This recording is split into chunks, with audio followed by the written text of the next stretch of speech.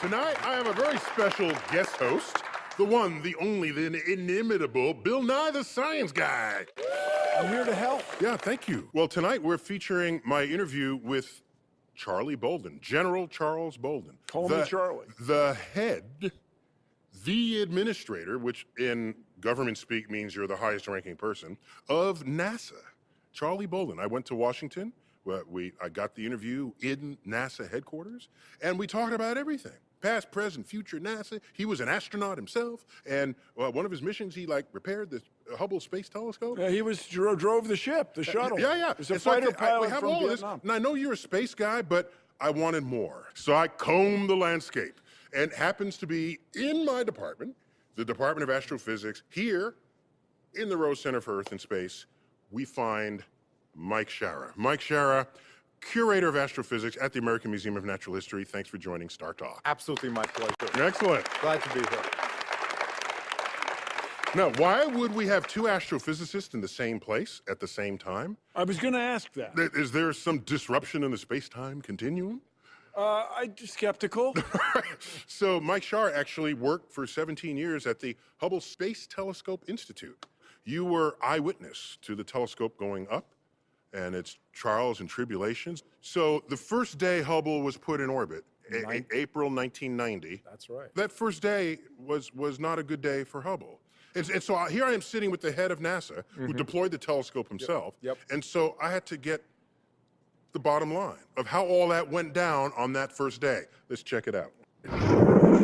Nothing went right that day. Why? Well, after we finally got it out of the payload bay, we deployed the high gain antenna, two of them on either side, boom, boom, boom. They went down, no sweat. First, we got antennas. First, you can't deploy an antenna. Go home. Well, everything worked. Okay. But we thought if you can't deploy a solar array, go home, and we almost had to do that. So we deployed the first solar array. Second solar array started out, I don't know, maybe 16 inches and stopped. And we went, that's not supposed to happen. So these solar panels unfurl? We had to do two things. We had to unfold the drums, and then when we activated them, they had this, it was incredible. They had a ribbon that pushed out, and as it pushed out, it formed itself into a rod. And so that was the two of them on either side of the solar array. And this is clever engineering design. Incredible, clever engineering design, except the second one got about 16 inches out and went and stopped. And we went, oh my goodness, what's going on? Long story short, when we could not get the solar array to work, before they determined that it was a tension monitoring module, they made the decision that, okay, we've got to get this, we're running out of power, because you remember, Hubble was on batteries right now. It didn't have any solar arrays to get power from the sun, and so batteries were running low. The team down in Houston and Goddard said, we got to get it off the arm. We got to get it out of here. And so they said, take Bruce and Kathy, put them in the airlock, suit them up, and they'll go out. They both were veteran spacewalkers, and so they were anxious to go out anyway and bask in the sun and save Hubble. So I got them in the airlock, and the only person not excited about them going out was me, because as the IV crew member, your job is to make sure they stay alive. And so once again, my heart started beating. You don't want that on your conscience. I did not want that on my conscience. Because that's one of the most cinematic things to show is a spacewalking person drifting away, or you don't want that with the cape. This is that.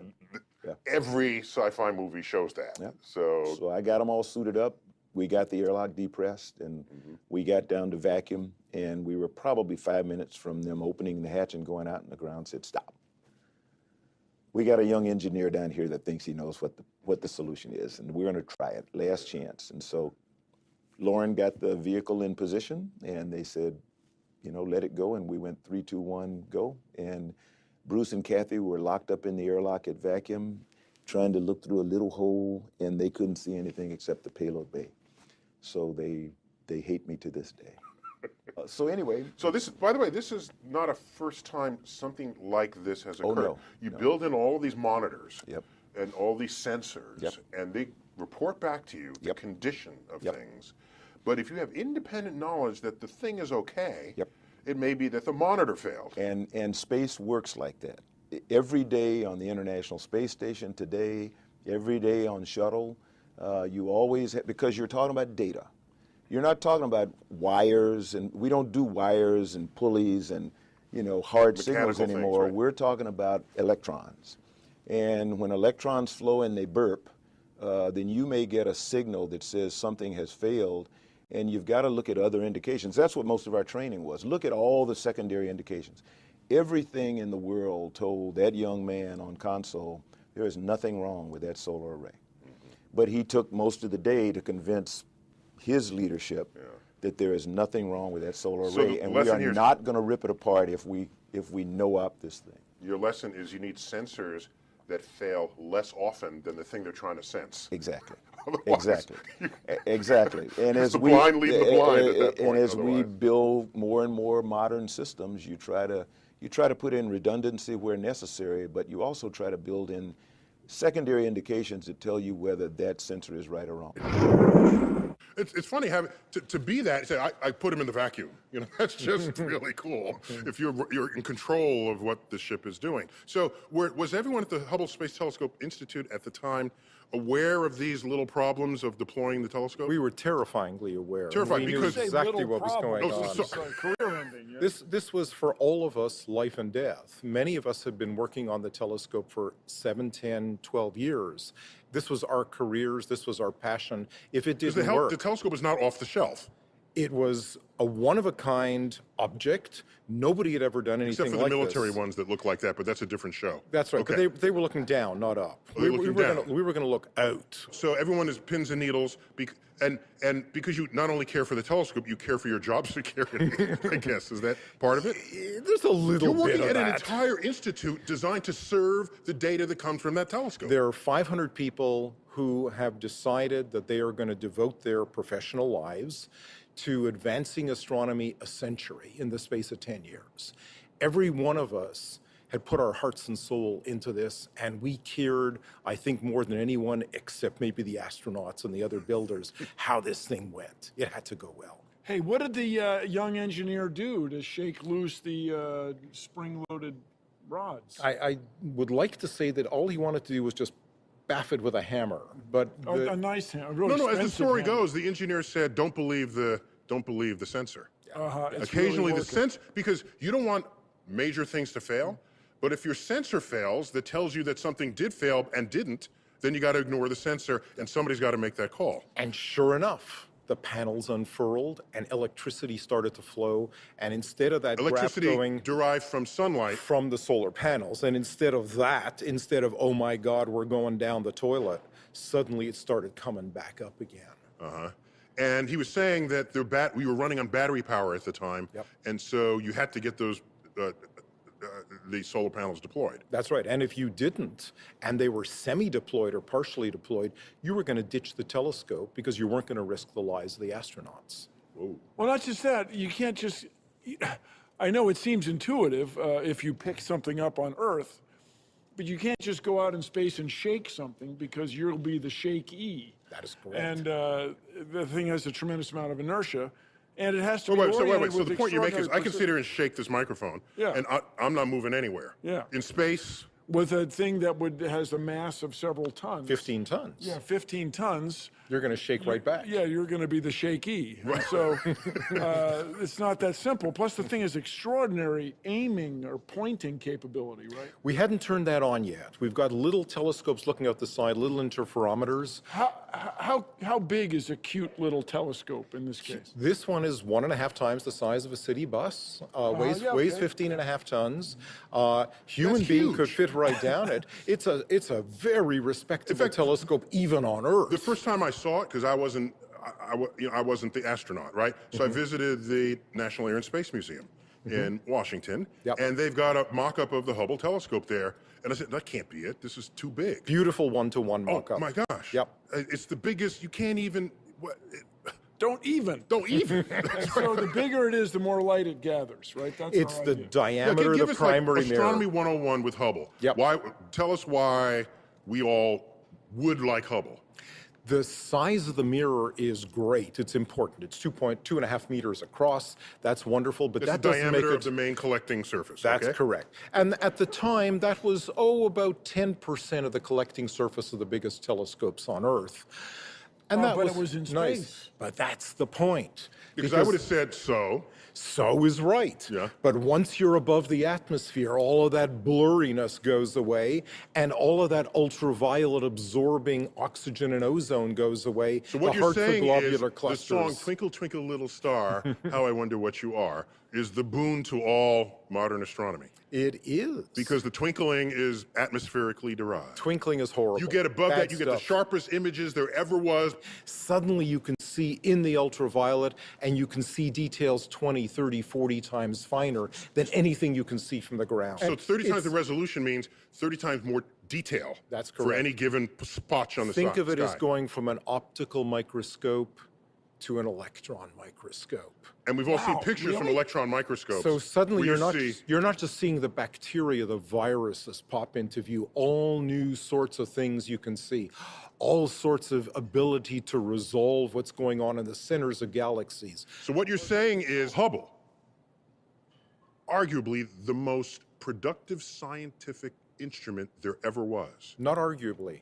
You cannot argue it. It is true. I could argue, what about microscope? But go on. More so. No, you can't point to any one microscope that is as productive as that one telescope. Am I right? Do I get an amen? You get double amen, sir. Double amen. Amen, amen. Amen, amen. It's I who must thank you. And we've got my friend and colleague, Mike Shara, fellow astrophysicist, astrophysicist extraordinaire, Totally pleasure to be here. but prolific. And we got you on here because you have firsthand information about the deployment and success of Hubble. And about how much of your research would you say has pivoted on Hubble? Since the Hubble telescope was launched in 1990, probably 2/3 of the papers that I've written Of the research, of your of the referee, research referee peer-reviewed papers referees. have been Hubble. Okay, so you It's Hubble, been the core of my career. it's the core of your career. Compare that to other astrophysicists, other people. Has everybody's research been affected that much? I would say the average astrophysicist is a third to a half. Oh, only a third. Only a half of everything you do all day from this one instrument. That's why there's no argument. It is the telescope. It is the thing that has transformed astrophysics. And when it was deployed by the head of NASA back when he was only a shuttle astronaut. And a Only general. shuttle pilot, a shut- commander. Yeah. That's when he was only that. Mere guy. We're learning that things didn't go smoothly. We have this multi-billion-dollar instrument, and things are not going smoothly. That is really the understatement of the last 2 decades. It was a complete mess up. A complete mess A up. mess up. Yeah. Watch your mouth, young man. So we'll get your point of view on this in a minute. You were on Earth. Let's find out what it looked like from space. You got it. Charlie Bolden. What did you do wrong when you deployed? Well, but believe it or not, Neil, you hit the nail on the head. You talk about people always, kids ask a lot of times, were you afraid when you launched and stuff? And I always tell them I was apprehensive, and you're always apprehensive about not wanting to do something that's going to put your crew in jeopardy, at launch time or flight time. We were all apprehensive about doing something that might damage Hubble. Hubble was huge, and you know that. 25,000 pounds. Yeah, it's the size of a school bus. It's the size of a school bus and a half Yeah. in length, and it was almost 15 feet in diameter in a 15-foot diameter payload bay. And I remember the day before we were supposed to launch the first time, going out to the payload chain, to the pad, and sticking my fist in, and my fist could just fit in between the side of Hubble and the longeron So on the that's shuttle. the clearance. That's the clearance between the circumference, the outer diameter of Hubble, and the shuttle itself. And so Steve That'd be Hawley, the payload of the shuttle. that's it. Yeah, And yeah. Steve Hawley was the prime arm operator. And it had been through all kinds of analysis. We had carried, classified things before, and everything said, this is going to work. All you got to do is lift it out. And so Steve and I had trained for that for about a year. But when we started lifting it out, when Steve started first motion, I was reading off the attitude and position numbers, and I said, Steve, stop. All of a sudden, the telescope was starting to twist and tilt, which was not good, because there's not a lot of room, to twist and tilt. And so You don't want to break it pulling it out of the box. we did. That would be bad. That's really bad. That would be and bad. so we began what turned into what was supposed to take about 10 to 15 minutes. We began what became about an hour-long, arduous task of constantly tweaking the joints on the arm. Steve did an incredible job. I mean, moving joint by joint to lift Hubble out. But after the flight, weeks later, when we heard that there was a problem, he and I we kind of pondered because we didn't know whether we had bumped or had caused something. And so a little period of time. yeah, so there was great relief when someone used this term that I had never heard before, spherical aberration. Spherical aberration. And so it was a design flaw, or not a design flaw, a production flaw. And so we went, whew, What a we didn't bit of burst it. anxiety that would have been. But it was weeks of anxiety because once we determined that there was a problem when they did first light, you may remember this. yeah. To all of us, Couldn't bring- yeah, all of couldn't- us normal people, couldn't bring the it image was into focus. incredible because what we thought was a star turned out to be a binary star. And so we were, But you couldn't see the two stars you because couldn't see image the two was blurred, stars. Yeah. blurred together. Yeah. So, okay, I didn't know you did feel some angst guilt. Oh, we just, and we knew from the time we got it out of the payload bay that, okay, we don't think we did anything. But even then, we were very concerned about banging it or something like that. Yeah. And I'm thinking what a luxury it is of space exploration that here you are going into space and your worry is that you deployed a telescope correctly. It was. Not that you were going to die, not that it was going Not to concerned. explode, right? Not Well, a concern. think about that, right? Not a concern. You got to remember, we did know that this was probably going to be the most incredible scientific instrument humanity had ever known. And people mistakenly, you know this, people mistakenly call it a telescope. It is not a telescope. It was the world's first true observatory. I forget how many instruments we had on it then, but we got, what, 6 fully functioning When you think of a instruments telescope, on it you now. think of looking a through lens it. and you look Yeah, through it. yeah. This has all manner of detectors that can be sort of... And when you talk about the range across the spectrum, the fact that it looks in the visible range, it looks in the infrared range, it looks in, ultraviolet, all that kind of stuff, there will probably never be another Hubble Space Telescope in terms of overall capability. Okay, so he's off the hook. There's something wrong with the mirror, but they deployed the telescope correctly. They did 100% fabulous, wonderful job. The problem is that a couple of years before, a little washer, literally a little washer, just a 0.5 millimeter thick, had been put upside down inside a measuring device, a little interferometer, and the washer wasn't the same this way as that way. That spaced 2 mirrors wrong, and so the Hubble mirror got polished perfectly, smoothly, but to the wrong shape, which meant that we could never focus Hubble perfectly. And when they went through the first focusing test, what happened? How did Well- you feel? I'll be like Oprah. How did that feel? They went from the most negative focus position to the most positive focus position. As anyone would do when you're trying to focus something. Because you don't know if you can get a better focus, keep going, so you keep going. And then you go through the exact focus and Whoa, you there come it back. goes, back up. Whoa, too far, wait. Dip. It's like trying to get the temperature in the shower. Yeah. And you were always being scalded. There was not a damn thing you could do. You were always going to be out of focus. It was horrible. We tested on Earth.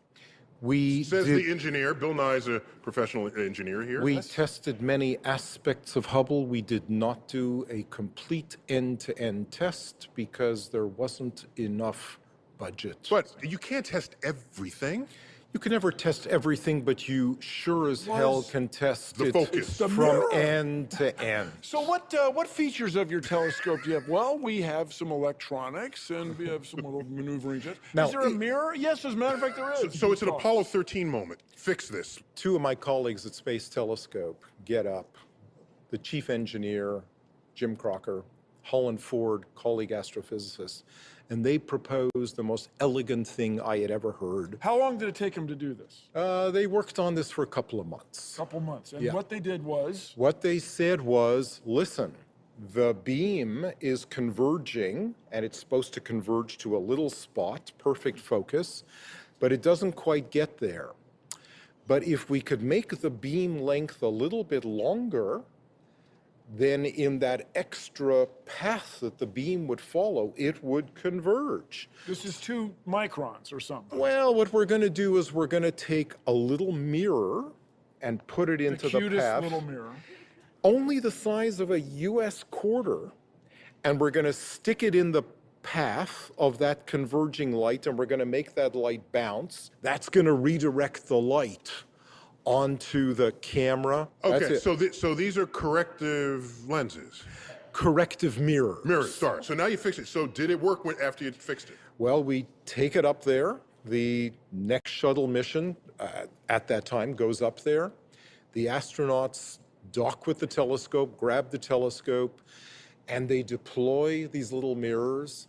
And we take that first picture, and nobody's breathing. Everyone in the room is turning blue as that picture comes down, and it's perfect. Perfect. Picture was perfect? Absolutely perfect. Beautiful. Suddenly you saw tiny little points and hundreds of new stars that had been blurred out by all the other bright stars popped into The view. universe came into focus. It was as if you Good? That were, was good, right? Right. It's good. That was really good. as That if was good. you'd never been able to see, and you put on your glasses and bang, you could see as sharp as day. Is it going to wear out? It'll wear out in the sense that if we don't send astronauts to it, and there are no plans and no hardware and no technology that currently exists because the shuttle program is over, it's actually going to either fail, one of the key components is going to fail, or it's going to re-enter the Earth's atmosphere 4, 5, 6 years from now and burn out. It'll re-enter the atmosphere no matter what at some point. Unless we do something to boost it, and there are no plans to do that. And you want to plunk it into the big toilet bowl of space, which is the Pacific Ocean. I call him Sir W. Sir William. Thank you, Brother Neil. Don't let anybody else call you that but me. So what, am I supposed to, like, mess him up if somebody calls me You Sir tell W? me. I'm supposed to push him down? He's been in New York too long. I'll mess you up. And I went with mess. There's other verbs. We're featuring my interview with the head of NASA, General Charles Bolden. And as head of NASA, he's overseeing NASA's plans to go to Mars. Yep. Let's check it out. People have always dreamed of going to Mars, always, you know, as long as I can remember, even before we had airplanes. Given the budget we have today, we are on a path that will get us to Mars in the 2030s. So if I write you another check for another $18.5 billion, you can speed that up, perhaps. Tighten it up? Maybe. Yeah. I can guarantee you with more certainty that 2030 we're going to have humans on Mars. You know, you're trying to get me to presuppose and. No, I'm writing the checks for you. I know you're writing checks. I mean, write them, please do, by all means, and you know, and your friends in Congress, please write those checks, and I am going to be able, or whoever's sitting in this chair as the NASA administrator is going to be able to say, with greater and greater and greater certainty, you know, we're going to be on Mars with humans in the 2030s. They will be able to say with great certainty, greater certainty, as you buy down more risk. There's risk in everything we do. Risk is never, ever going away. Risk is never going away. So in the exhibit, when did you predict we'd be on Mars? We didn't predict a date because we didn't know what the budget was or will be. Frankly, I think that we are not as brave as we should be. As you well know. Wait, Mike. Exactly. Mike, wait, stop. Mike, you're going to tell me you curated an exhibit that could have said we could be on Mars by a certain date, but since you didn't know if there was money available, you withheld such predictions? No, we certainly- If we felt that way in the 1960s, we wouldn't have built the World's We Fair. didn't have we had a Cold War. We said that we could be there in the 2030s, just like Charlie Bolden said. But if you doubled spending, which this country sure as hell should do, because we're spending half of 1% of our national budget. 18 billion out of 3.5 trillion, frankly, is an embarrassment. We should be spending 36 billion a year on the space program. Yeah, Neil, you should be write the check. You said to the guy. Planetary Society, what's the posture there? Well, Planetary Society, we advance space exploration and space science, and we think the sooner the better on all this stuff. Now, that the deepest answer you can No, give me? hang on. So people say, why send humans? Because the robots are so successful. Spirit and Opportunity rover, the Curiosity rover are fantastic. By the way, you guys, Curiosity rover now was sort of going on 2 billion. Spirit and Opportunity, they're about $1 billion. You're into like $3.5 billion for these 3 rovers, and they're not even locked. Anybody could just, on Mars, could just walk up to them, drive them away. But the thing is, nobody does because they're isolated. So people say, why send humans? Humans, you have to feed them. You have Wait, just to be clear, the price you cited for them is over their entire mission length, not just in any given budget year. The whole thing. You divide it into a budget year. It's so pennies. yeah, the Opportunity rover is still driving. It would be like it's been going on 11 years. It would be like buying a car with a 3-year warranty, not changing the tires, not rotating the tires, not changing the oil, not doing, and having it running 120 years later. That's pretty good, man. That's a bargain. But putting humans there is extraordinarily difficult. But the reason to do it is humans would make discoveries. Its estimates vary about 10,000 times faster than what a typical very good robot does in a week. A human geologist or astrobiologist could do in about a minute. The key to going to Mars, the single thing that we're going to be able to do is answer that question with certainty. Is there life on our nearest planet? Because we're going to drill down. It's not our nearest planet. Oh, you want to get into thing about Venus? Yeah, Yes. Venus Yeah, is yeah. the planet. He's No, right. by the way, you're The nearest, Venus is really I'm just hard. being. Quasi I'm Earth. sorry. Sorry to interrupt. I just got to. The man's right. We're going to get to Mars. We're going to 0.3, drill down, 0.5. and we're going to hit water. There's water on Mars. We know that for sure. There's no sterile water on Earth except in a pharmacy. You drill down on Earth, you hit water, there's always viruses, bacteria, protists. Everywhere you go. Everywhere you go. The first time you hit water... Everywhere on Earth. That's Everywhere what on you find. Earth. The first time you drill down on Mars and you hit water, you're either going to find bacteria or viruses or critters of some sort, or you're not. If the water is utterly sterile the first time you drill down on Mars, then Mars is dead as a doorknob. It may not always have been, and your drill will be microsampling, looking for fossils all the way down. But if you get down there and there's nothing, then Mars is completely sterile. I don't think it's Then going we to can happen. move there, and then we. And terraform Mars with a worth clear finding out. conscience. That's the thing, everybody. But if there is life there, what kind of DNA That's or right. what kind is of it like memory us? store? Is it a whole nother? Is it like something totally like Is it my old boss? ACGT? What is it? What is it? I always wondered about it. All right, so we got to even the position of having this conversation because of what was known as the space race. That's Soviet right. Union, United States, who's ahead of whom? Now we're in a different world where other countries are rising. This is where you got inspired as a kid. Yeah. That's where I was, age 9. So what we have entered a new era. Other countries are putting things into space. Even countries like India. India. What do you mean even India? India, because when we think of India, do we think frontier space? Look at the American hubris that we carry coming out of the 20th century. We have our deep understanding of what we think the rest of the world is, and then what it actually is different, such as India, where they launched an uncrewed vehicle into orbit, which is the first step before you put people into orbit. Absolutely. So I went to Charlie. I said, Charlie.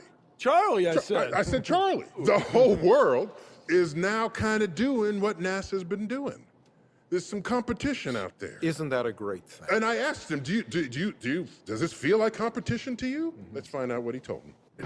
We teach people, we act as a model for how people of different cultures, different races, different nationalities can in fact work together. There are now 5 other nations, at least 5, who are sitting on the surface of Mars, roaming around for the first time ever, because there's only been one nation in the history of humankind that has ever successfully landed a vehicle on the surface of Mars that has functioned.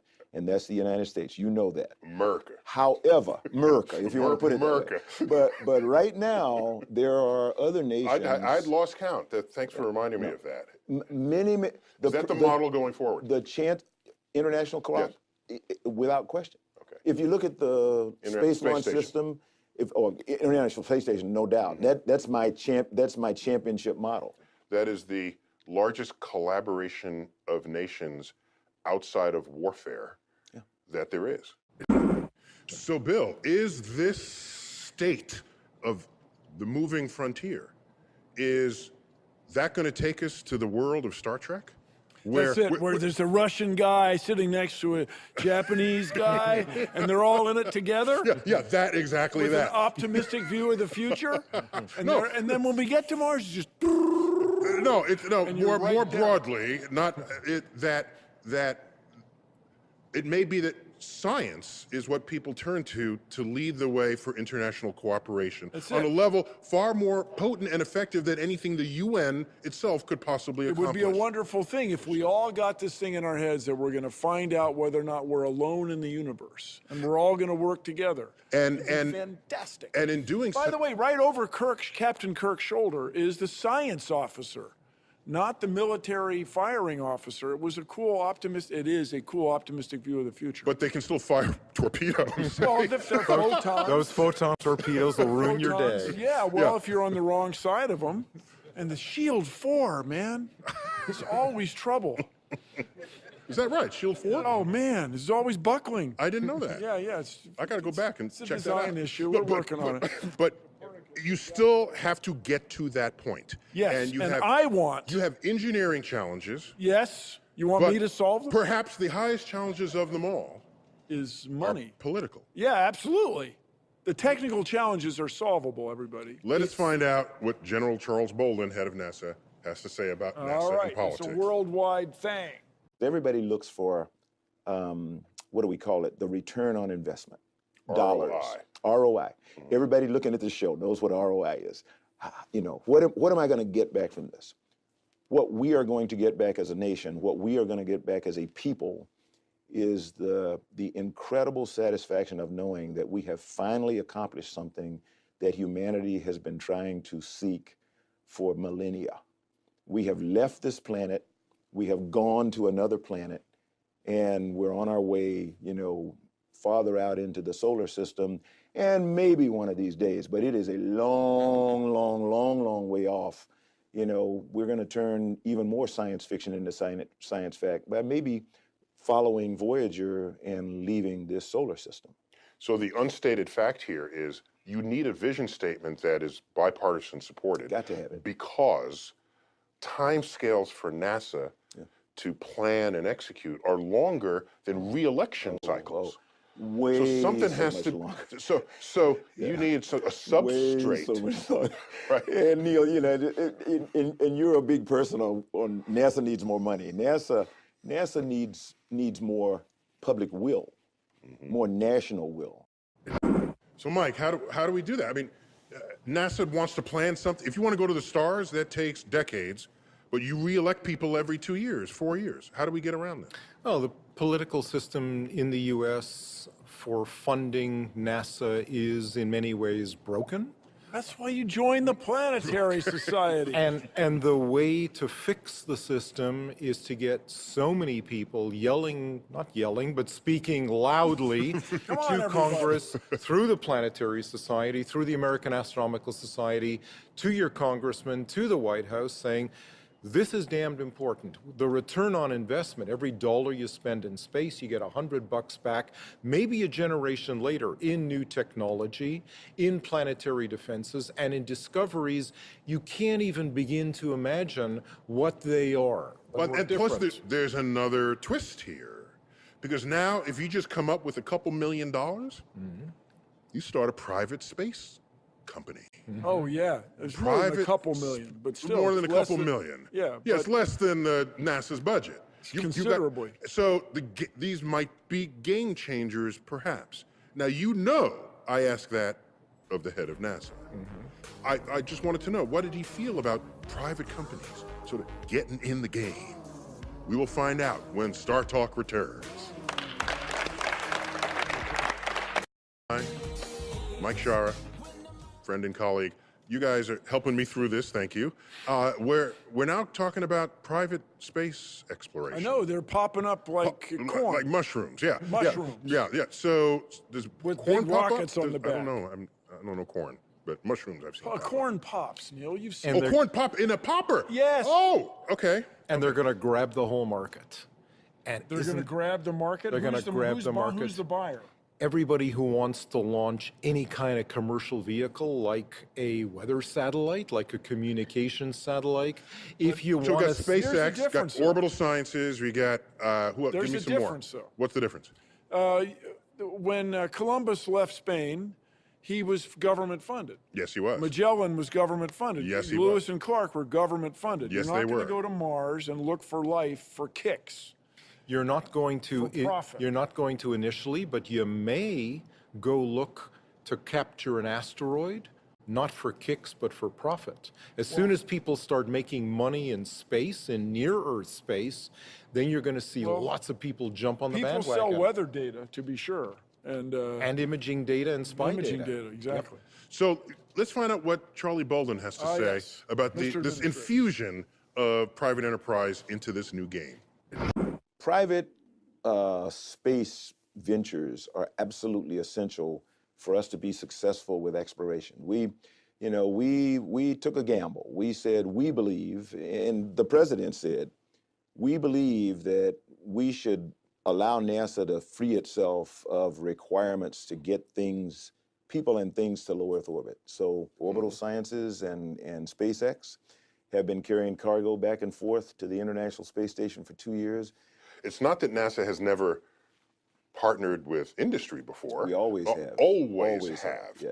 The reason I tell our employees and our family, the NASA family, which to me includes the contractors, that anytime anybody asks them what they do, they should stick their chest out proudly and say, I work, for or with NASA. I work with the space program.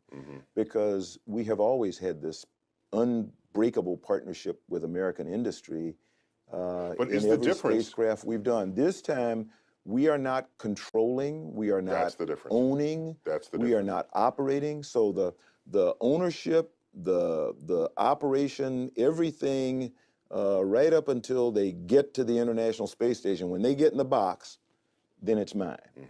And we will take over and maneuver it into the box, let it dock. It'll difference is the belong LEM to us. The LEM descending on the moon didn't say Grumman on the side. It said NASA. It said U.S. U.S. It didn't say NASA. Didn't even say NASA. It said USA. Thanks for correcting that. Yep. And whereas today it's their spaceship going up, so it's going to say And it's going to have a SpaceX. U.S. flag on the side, and it's going to say U.S. But it'll also say SpaceX. Yeah. Maybe. I don't know whether they'll put it on the side or not. Hopefully, but hopefully there'll be a big U.S. flag there. But that's going to be the mode of transportation of U.S. and partner astronauts to the International Space Station, because a nation like the United States, It's a new business model in a sense. it's a brand new business model. New business model. Let's do it. But we are reminded every now and then how dangerous this activity is.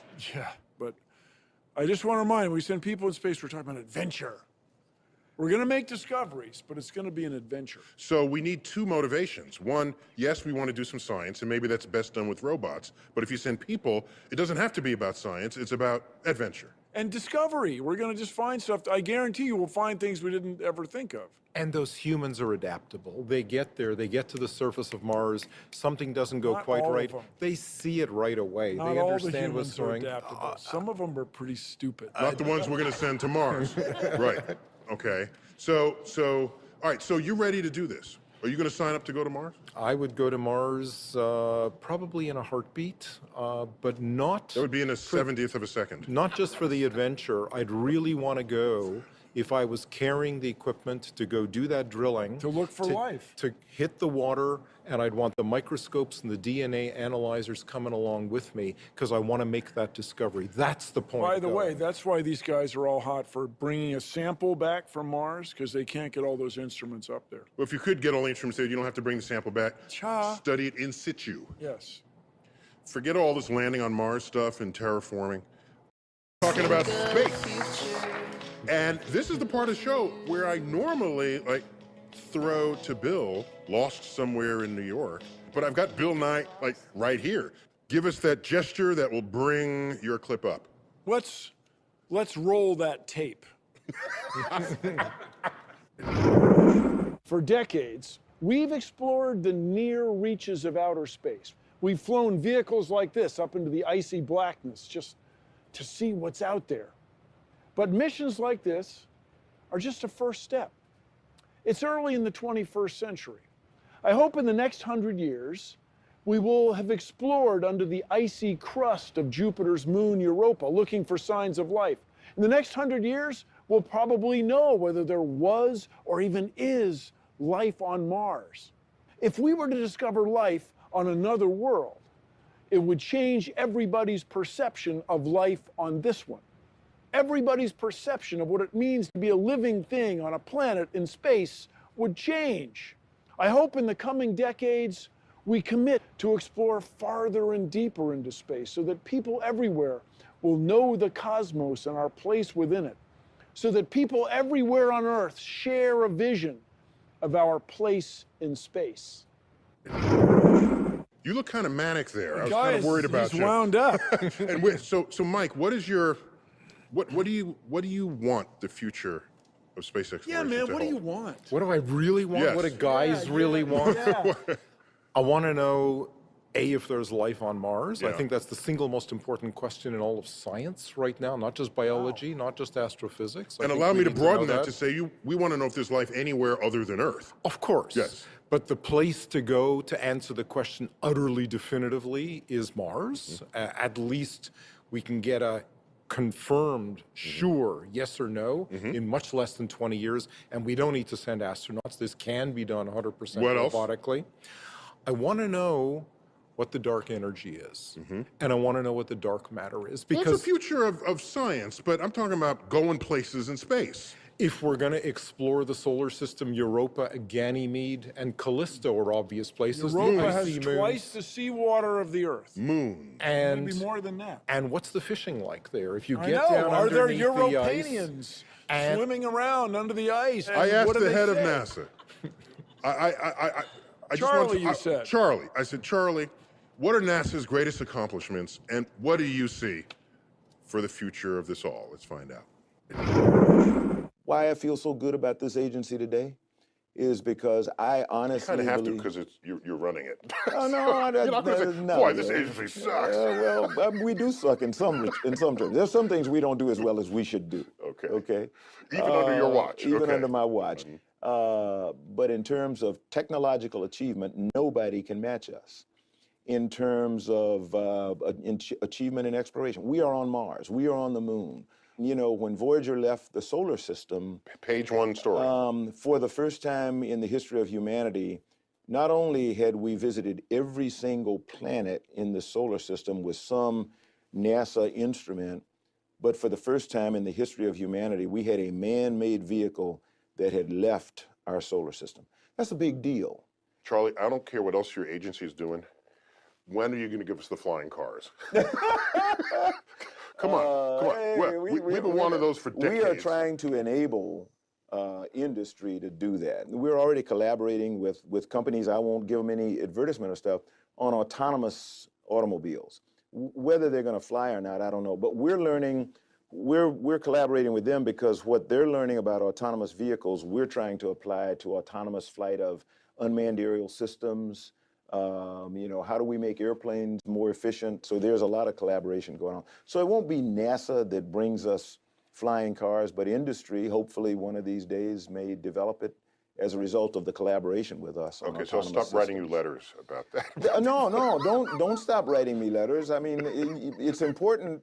That's the way we determine what the public wants. Is We'll start by with the letters they hoverboard, get. maybe the hoverboard. I'll accept that first, Yeah, and then we'll move on. So I think there's an important little bit of information there.